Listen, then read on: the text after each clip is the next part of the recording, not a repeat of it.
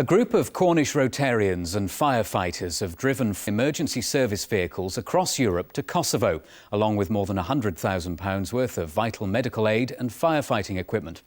Well, in total, 5 vehicles, including a former ambulance, police car and fire engine, travelled from Cornwall 1,800 miles across 8 different countries to reach Kosovo. The final destination was the city of Kosovo, where emergency service vehicles and medical supplies are badly needed. In a farmyard in Cornwall, preparations for an extraordinary journey are underway. And we have to fill up with fuel there as well.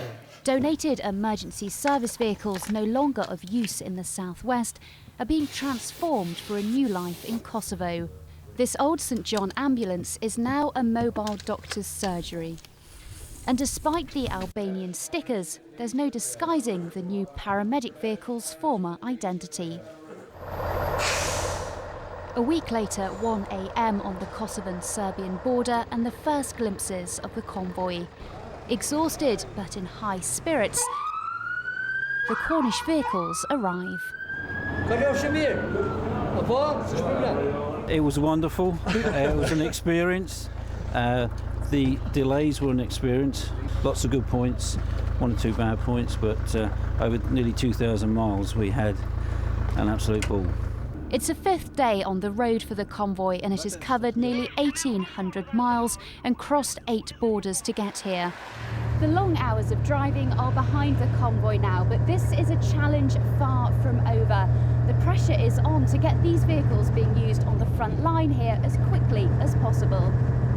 This is a medical vehicle's new home, the Family Health Centre, where staff gather to eagerly receive the donated equipment. Jakova is that you are rancor. Jakova will never forget you. Thank you very much. For this charity in the centre of Kosovo caring for disabled children, it's badly needed. They receive no government money at all.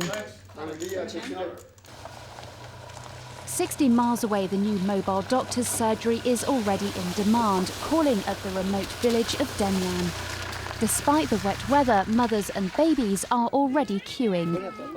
The old ambulance rapidly converts into a bustling surgery, administering free vaccinations for diphtheria, measles and polio. Seeing the old St John ambulance so far from Cornwall providing life-saving medicine to the most vulnerable is an overwhelming experience for the Rotarians who've made this possible. It's a combination of hard work. Just seeing these kids has been fantastic. Sorry, I'm going to cry.